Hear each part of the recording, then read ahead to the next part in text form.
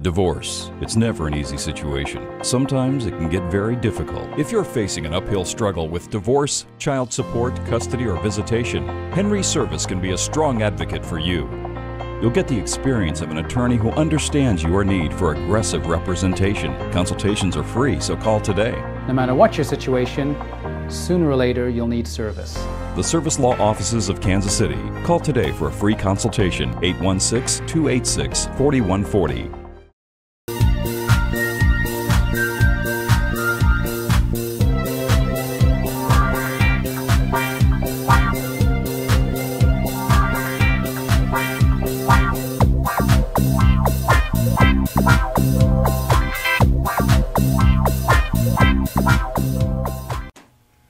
Good morning and welcome to What's Up Kansas City, and today we have a very impressive guest, one of Kansas City's own, one of Kansas City's finest, Mr. Darren Story. Jim, how are you? Hi, how you doing today, Good. Darren? Good. Darren, it's a pleasure for you to be with us today. We're in this historical Lincoln building on 18th and Vine, and I was thinking this morning, I said, we're in the mother breath of history of music right here. Absolutely. And you know, this building right here used to be the party house on this top floor here. They used to jump up here, man.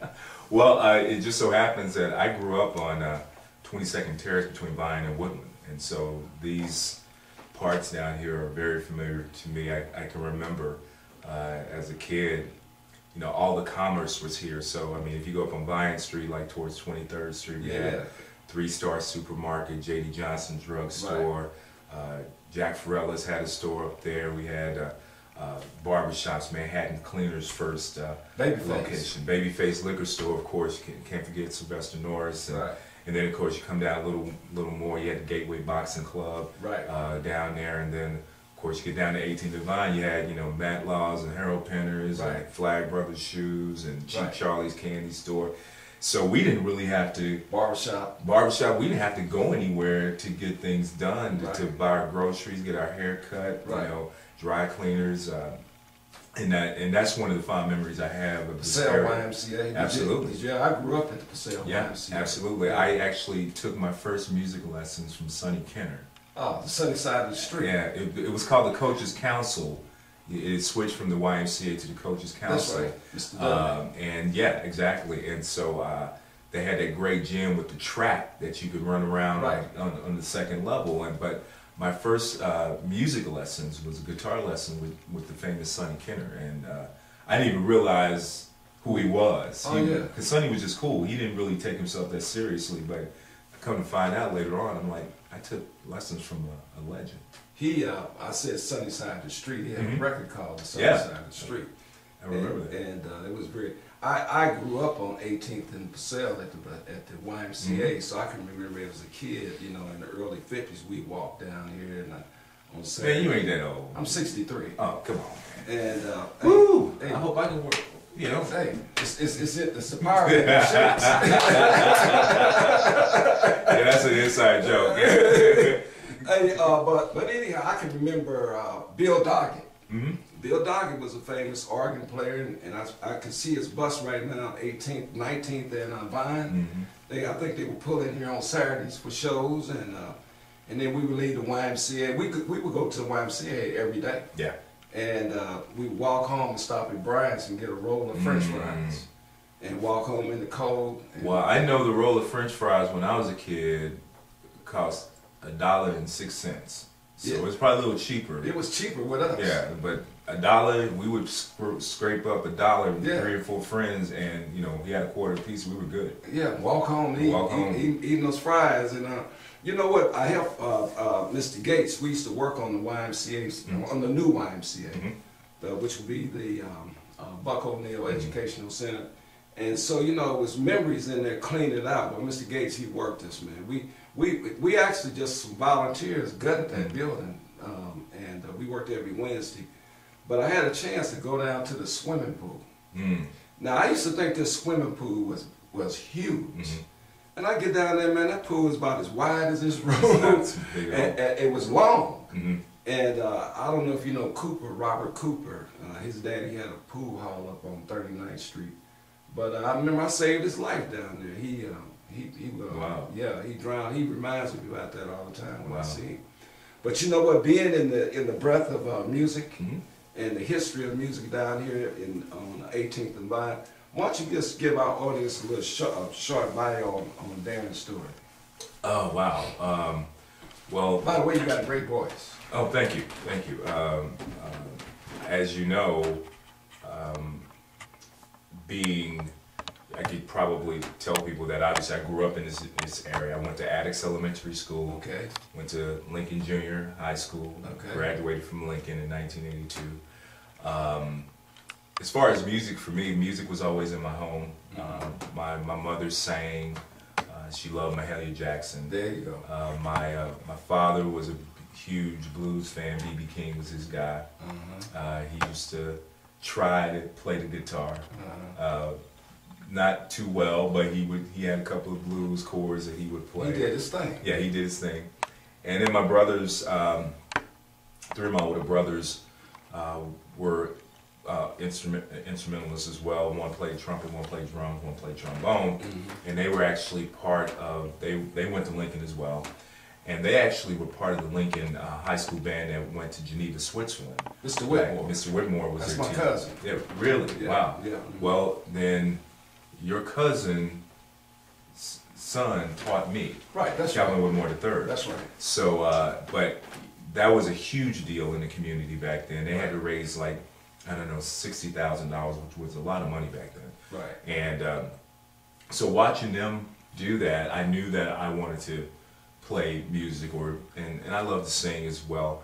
And so eventually, like I said, Sonny Kinder was the first music lesson that I wanted to, because my father played guitar, so I thought I'd play guitar. But what ended up happening is that the program got cut because of budget cuts. So Sonny couldn't give us lessons anymore. And so I had to wait until I was in junior high school, and George Davis was a band director back then. Mr. Davis, I know him. He used to be my instructor. Yeah, so he was a lot of people's instructor. Yeah.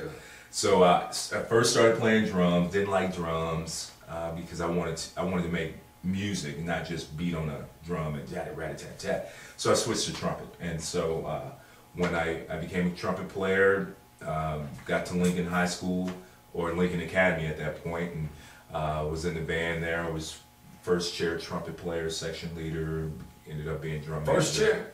Yeah. That's huge. Yeah. I was. That ain't no chop roll. No. First chair carries a lot of responsibility. It does. It does. I used to play in the band. Yeah. It does. So, and then because of Calvin Whitmore III, my band director, he went to Florida A&M, and I saw a film of the Marching 100 when he came up there, and I said, I got to go to that school. I want to be in that band. And so after I graduated from high school, went to Florida A&M, became a member of the Marching 100, and obviously that was a very hard thing to do because I'm competing with young musicians from all over the country. Right. And so it was a very, very hard thing that I went through. Not only it's almost like you're pledging a frat too at the same time. Right. So that's right. Not talking about hazing. I'm just talking about just there's a lot of responsibility that freshmen have, and you just can't walk into that band. That's right. It's like you got to earn it. And so that was a very important lesson, and learned a lot of life lessons through that. So after I left Florida A&M, came back to Kansas City and got back with a band and a couple of guys that were friends of mine. I used to be part of this band called Grand Jury.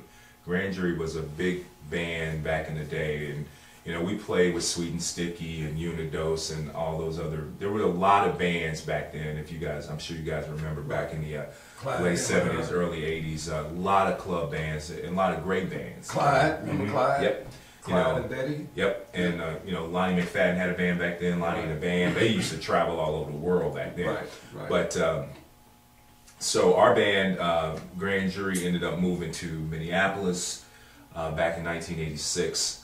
And that's when Prince was really big, and there was a lot of musicians coming out of Minneapolis. So we figured, instead of trying to get all the way to LA and get all the way to New York, we decided to go up 450 miles up I-35 and see if we could make some magic up there. And honestly, if it wasn't for us making that move there, low key would have never happened. So eventually, after the band broke up, but A couple of us stayed around. Two of the guys, Lance Alexander and Tony Talbert, stayed even further, and they ended up getting signed as staff writers and producers with Flight Time Productions, which is Jimmy Jam and Terry Lewis. And then subsequently, what happens then is that, you know, Jam and Lewis knew we had a band back in the day, and they said, well, we're putting a new label together. Why don't you guys put together a group? And so they were like, cool. And so I ended up getting a call from the guys and saying, hey man, we're putting a band back together, and we got a deal. And so that's pretty much how Low Key was born. That just like that.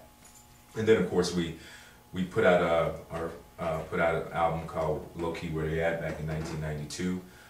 We put out a couple singles. One single, I Got a Thing for You, was #1 on the Billboard charts back in 1992, and that was huge because, I mean, that one record has pretty much helped us remain relevant even over the past 20 years, and got a chance to perform you know, all over the world, overseas, all over the country, perform with some great performers, going tour with After 7, R. Kelly, you know, did shows with Michael Cooper, Function, and Barry White. I mean, it was an incredible journey. I saw you guys on Soul Train. Soul Train, that was... I said, man, go ahead on, Kansas City's finest. That was... Let me tell you something. Don Cornelius. Yeah, I mean, that probably more than anything is one of my more favorite moments, because at first, and two, people need to understand this, Don Cornelius does not talk to everybody, every guest that comes on the show.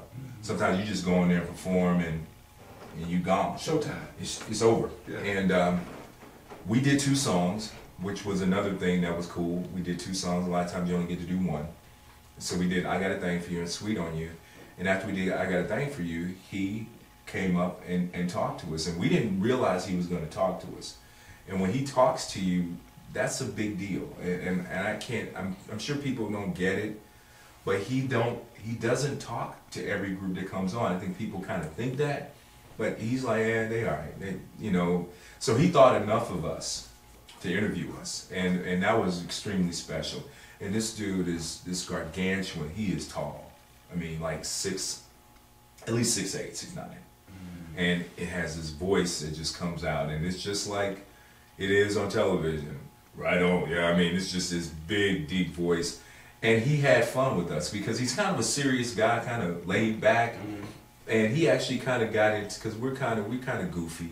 Yeah, you know, we like to have fun, and he actually kind of got with us, and that was really cool that he actually wanted to get in on the joke. So that's definitely one of my own personal highlights. You know what I could tell by the by your expressions change when we start talking about Don Cornelius. Yeah, I mean, because you know, of course, he passed away last year. Yeah. Unfortunately, we lost a great. I don't even understand. I don't even know if people really understand the significance of that show. Yes. Because Soul Train, black show, white show, it was the longest running syndicated show in the history of television. No show, period, had been on. Not even American Bandstand, Dick Clark's show, wasn't on as long as syndicated wise as Soul Train. So. It was a big deal, and he's a huge icon in the entertainment industry. And remember too, that was the only place we could get down. Right. I mean, if it wasn't for Soul Train, there was, you know, all the groups that we grew up watching and being influenced by, the Shaka Khans, the Brothers Johnsons, the Confunctions, the Cameos. If it wasn't for Soul Train, we wouldn't have been on television. You know, that's why it's so important for me to interview today, because we are the wave of the future, Cascade Media, and we're trying to be that icon, that beacon that will bring the light to our community on the internet TV format. Something that's accessible to our entire community, and hopefully they'll see a guy like you and say, hey, you know, I like that guy. I want to be like that guy. And that's how it starts. Okay, so we got young people out there looking at this thing, and so I just wanted to kick that in there. So I really appreciate you coming out today. No problem. Now you know what? Do you have family? I do. I am married. I have 6 wonderful boys. Beautiful. That range from age 5 to age 27. Very nice. I have a daughter-in-law. I have no grandchildren, not yet. I got one on the way, yeah. right as we speak. Really? Yeah. I'm not I just really got all. a text this morning. I'm not really all cracked up about being a grandfather yet. I still feel kind of young, you know, like, so I don't know. But it's going to happen because my oldest son is married, and he's already told me that him and his wife are planning to, you know, try to make something happen this year. So it's inevitable. But yeah, I have a wonderful family. I come from a big family. I come from a family of 12. I'm the baby boy. And so lots of people being around is something that I'm extremely used to and very comfortable with. You know, I mean, even in my own just career path, I've always done things with teams, you know, and in bands and in groups. I just, you know, I like people, and I like doing things with people and creating opportunities. Well, you better stay green so you can be active with these kids. Yeah. Because if you stay green, you keep on shaking, you'll be okay. Okay? Yeah, absolutely. Tell us about this new project that you have. Well, by the way, it's very nice. Why don't you tell the audience about this new program? Well, Change the Key, I think is what you're talking about, the new not-for-profit organization, is a program that's designed to put musical instruments back into the hands of our youth in the inner city. Okay. I don't know, maybe been 10, 12 years ago, I was watching kids, you know, get off the school buses, and I noticed that they didn't have musical instruments in their hands. And I remember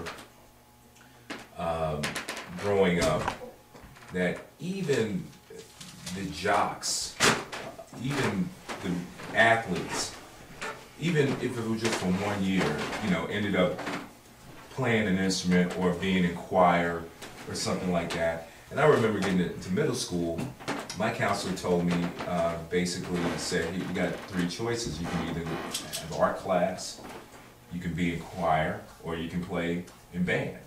And so I chose band. That was an easy thing for me.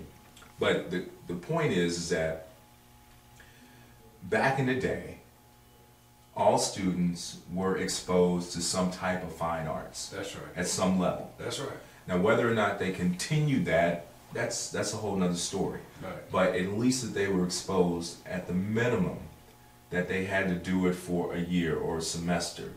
Because until you create exposure, you don't really know what's lurking inside of a child. Right. Until they're exposed to it. Myself, if I didn't have all that music in my home, my life would probably be a lot different. But I was exposed to that through my home. Now children don't even have the opportunity to get exposed. If they don't get exposed at home, normally you get exposed at school. And so Change the Key desire is to give students an opportunity to be exposed to music again through instrumental music. And then of course, learn an instrument, learn through private instruction, learn through ensemble band where we bring the kids together and they make music collectively. And then of course create music appreciation as well, where kids are exposed to different genres of music so that they're not listening, and this is not anything against, you know, Lil Wayne or Drake or anything like that, but there's more out there than what they're listening to on Hot 103 Jams. Right, that's right. You know, just like what we listen to, you know, what I listened to growing up, you know, not just Knee Deep, George Clinton, Parliament Funkadelic, Earth, Wind and Fire and all that stuff, but there was more. And that's through school I found that there was more. I found out about Mozart and Bach and Beethoven and Tchaikovsky and all those other composers, but that happened in school. Well, that's not in school anymore. So these kids don't have an outlet to learn about that. So my hope is that Change the Key will create that outlet, that opportunity for kids in the inner city.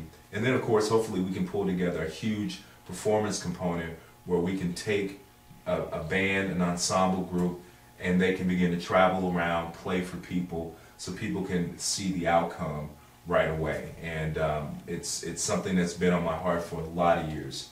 And so over the last 12 months, certain things in my life have kind of nudged me, and I think it's also, you know, God has said, hey, now's the time for you to do this, instead of, you got to stop sitting on this, because it's time now.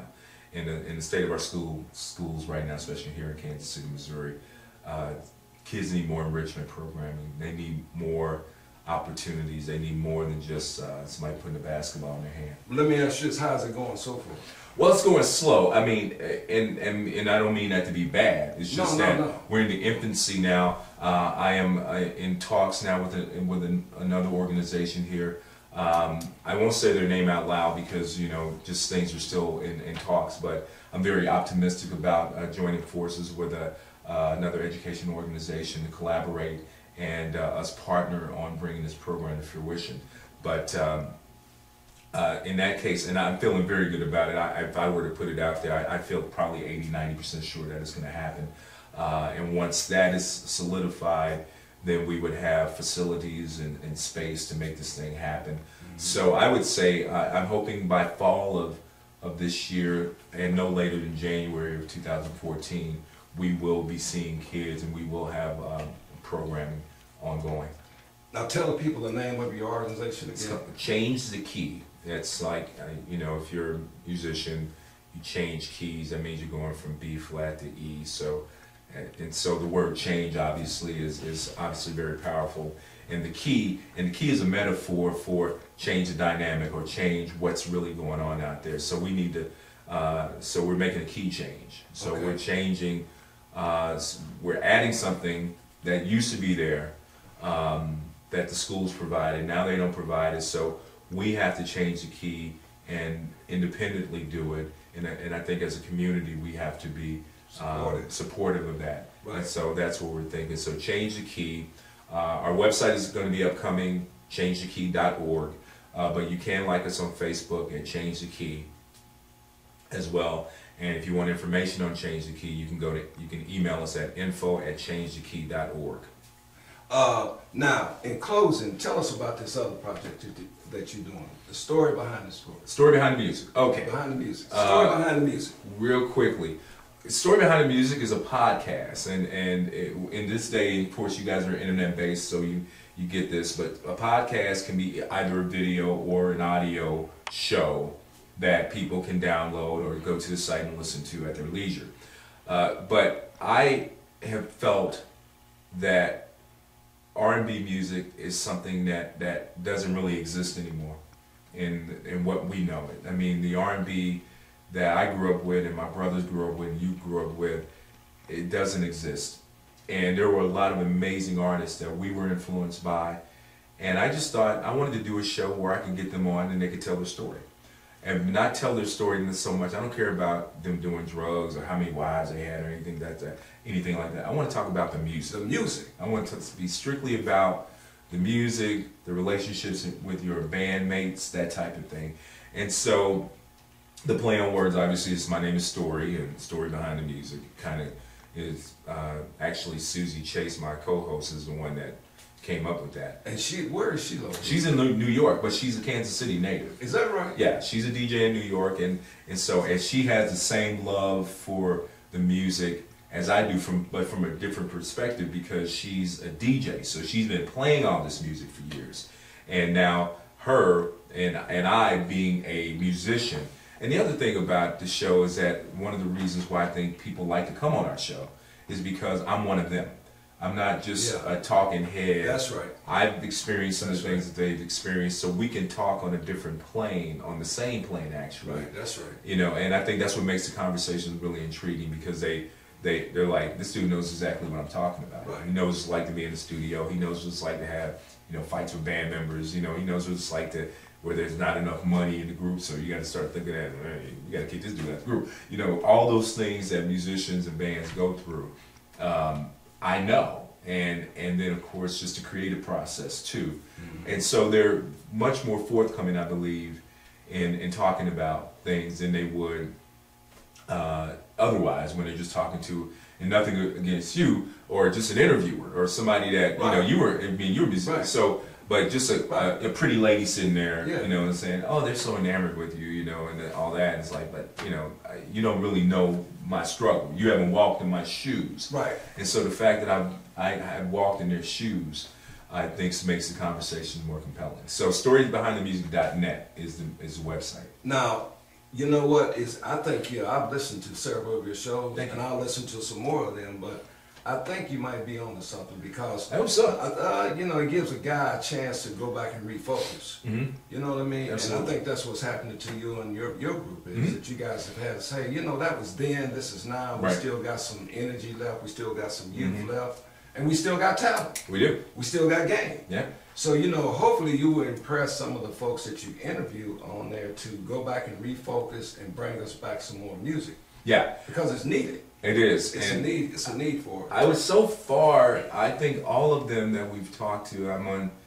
I've done 6 of them so far. We do them probably about every 7 to 10 days, and so far most of them are working on stuff. Yeah, right. And I just interviewed the group Climax. Your cousin. My cousin. Yeah. Which that was great. Yeah, that was cool, and me and her have been trying to connect for almost 30 years. I mean, and her and I have been living parallel lives this whole time. Tell them your cousin's name. Lorena Lungs Hardiman Stewart is my cousin's name. She's with Climax. She's the lead singer. I mean, she's like the one with that's why they call her Lungs, because Right. she's like the voice. All I'm saying, but she was the one that did all the, the gritty stuff for them. But yeah, she's my cousin on my grandfather's side, my mother's side, and and all of a sudden now all these other family members, I'm finding out who they are too, which that's been a kind of a cool thing to happen. Just that was a bonus, because now people hit me up on Facebook that's, I'm your cousin, all this kind of stuff. I'm like, that's awesome, So I find out there are a lot of us. Now, I knew there were a lot of us before, but now I'm finding out there's a whole lot of us. Why don't you tell your family hello? Hey, Hardmans, how y'all doing? And tell them that you're going to get this interview out to them so that they can check it out. Yeah, absolutely. So Cascade Media, and check out this. And What's Up Kansas City. And What's Up Kansas City. And What's Up Kansas City. And you can send this out to your family and anyone that you might know. We hope that you send it out to your folks. Oh yeah. I'll put this on my Facebook page and put all that. There. And I mean, help us ride the wave. Absolutely. Help us ride the wave. The Yeah. wave of the future. You know what? It's been a very pleasure interviewing you this morning. Thank you. It took us Thank a while you. to get it together. Yeah, I'm And I kind of understand. crazy. My life is kind of crazy. Well, that's okay though. But we got it done. We got to do it. And we added to the spirits of our forefathers today in this district. And we've added another flavor to our district with some youthfulness. There are people that are still here, and we always want to give them big ups because Right. they paved the grounds for us to be here. Our people have been some very great people, and it's up to us, Carlos, Nelson, and myself, and you to develop another legacy for our young folks. Well, we walk on hollow ground around here. Oh man, people just really don't understand. They don't really know. They don't really know, man, because this is a hotbed down here. But again, I really appreciate you coming out this morning, and we got it done, and we look forward to you coming back. We want you to come back. Absolutely. And I want you to promise us that. Now listen to me now. When you guys get back together, we want to do an exclusive. Absolutely. We want this hot. I promise. We want it because we local and y'all local. I promise. And then because we're in the trenches right now, and they don't tell them where we might be in another 5 years. Right. And so as we grow, we can grow together. Each one teach one. I'll do even one better. We're gonna be all together next month, and around March the 9th. Okay. So let's right before that, let's connect. Okay. Because it's on tape now, so I can't. Y'all gotta hold me to it. Yeah. But like a week before that, whenever that week is before March 9th, let's connect, and we can probably get us all together because we'll be here in town. You know what, folks? This has been great today. I mean, I feel so good. I've been very fortunate to be able to interview some great people of different diverse background, and this thing with the What's Up Kansas City is growing, and Cascade Media's group, we're growing, and I feel good about it. It's a little bit difficult dealing with my cohort over there sometimes. I mean, this guy here is... This folks, y'all just don't know. You just burn bread on your Well, that's fine though, because that's the way I am. But folks, you just don't know. But But you know, love the brother, and he's got a great idea and concept, and he puts a lot of energy into him. Carlos Nelson with Cascade Media, and we got some great young people that have come on board. I'd like for you to be a chance. Maybe when we do this next interview, we'll get all those young folks here, so they can get a spice of this history that we're putting together. But ladies and gentlemen, it's cloudy and rainy outside, but boy, it's sunshine in here today. And you know, God is awful good to us, and I appreciate that coming from him, putting us together today with Mr. Darren Story. They told me years ago when I was a little bitty guy in the Cub Scouts, they said to look sharp is to be sharp. And right. What's up, Kansas City? And thank you very much. All right. All right. Thanks, Sam. Crazy, isn't it?